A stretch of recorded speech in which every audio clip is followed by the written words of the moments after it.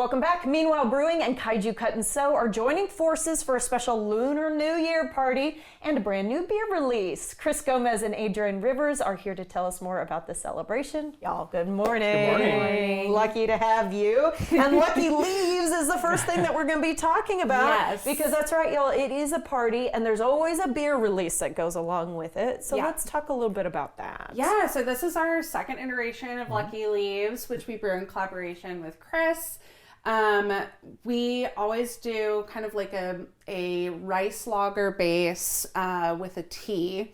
So this year we're doing a green tea, and we added some citrus just to kind of bring out like the brightness of the tea.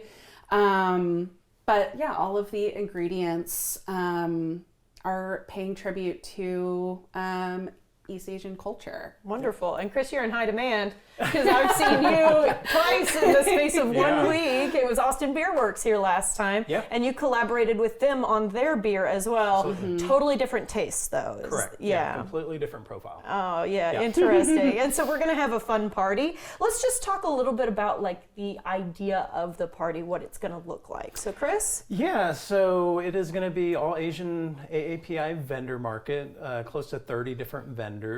We're going to have candle makers, soap makers, ceramics, a lot of illustrator artists, myself. So it's going to be a wide range of Asian-owned businesses, a lot of female-owned businesses as well too. I'm so glad you just outed yourself because you, my friend, are Kaiju Cut and Sew. And so can you remind our audience what it is you do?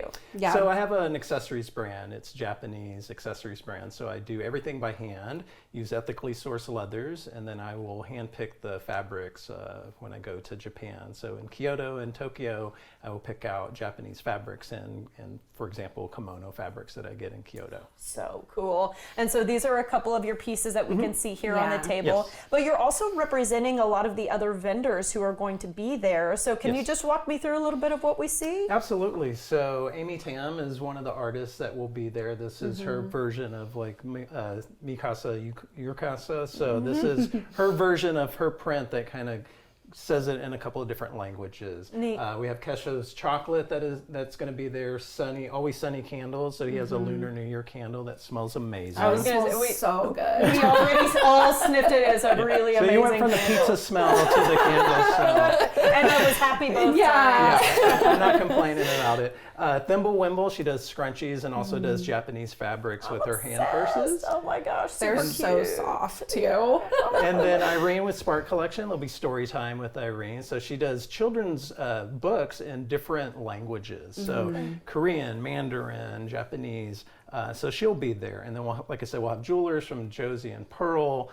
Our branding designer is also part of this collective. She did all of our branding for our Mahjong group. And will there be Mahjong available? There will be Mahjong available as well too. Good. I know that that's become something you're really into. And so Adrian, I want to ask why this is so important to Meanwhile to make sure that you guys honor the Lunar New Year and that you partner with all these wonderful vendors. Yeah, I mean, it's important to us for a ton of reasons, but largely, I mean, we love being part of this community, highlighting all of these special different parts of Austin, our local makers, and yeah, it's such a fun event. We'll have a lion dragon dance again this year. Wonderful. We also have a DJ 23, who she'll be playing some fun music too. Yeah, she's so, amazing. Yeah. It's going to be a great time. Super fun. And Chris, I'm coming back to you because we were talking off camera. Yes, okay, it's, is it 12 zodiacal signs? Okay, and so I was telling you, okay, normally we talk about the year of the rat or the year of the dragon. And this is the first time I'm hearing fire horse. Yes. And so of course there are those underlying 4 elements, right? Air, earth, wind, and fire. Yes. And they apply to each of the 12. So how long does it take to get back to a fire horse year? Yeah, so the fire horse is every 60 years. 60 years? Yeah, so the years. last one was in 66, and then the next one will be, in 80 or 92, something like that. We're all going to be Well- alive, and we're all going to be doing great. We'll be back Looking here. Looking the Talking same. about Yeah. looking the same. That is, Absolutely. I love you putting that out into the universe.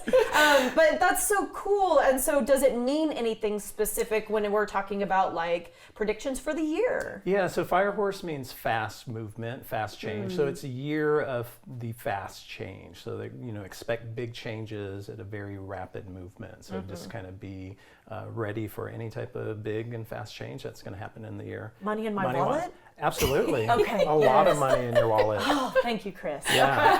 But speaking, you bring up a good point with the lion dance. We always remind people to put the lucky money in the red envelope to feed the lions. And there is an appropriate way to give and receive with red envelopes. Is that correct? For the most part, yes. So you do a bow, and they will bow to you, and then you bow to them, and then give the money to them. It's with both hands. With both hands. And usually they receive with both Absolutely. hands. Is that Yes. correct? And this is all supposed to be very lucky. All very lucky. That's why it's called lucky money.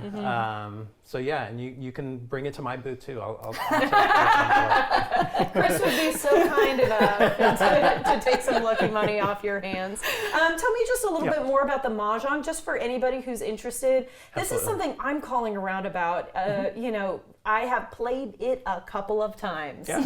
but I'm playing the American version of mahjong, and you play the Chinese version. Is that Play correct? the Chinese version. Yes, there's some differences. I say, if you're going to come to this for the first time with some experience playing American mahjong, you'll be able to learn Chinese mahjong. If you have zero experience playing mahjong, let's say you played the version on Windows back in the day, which is not mahjong, we will teach you. So that's the reason why I started the club, is because I selfishly wanted to learn myself.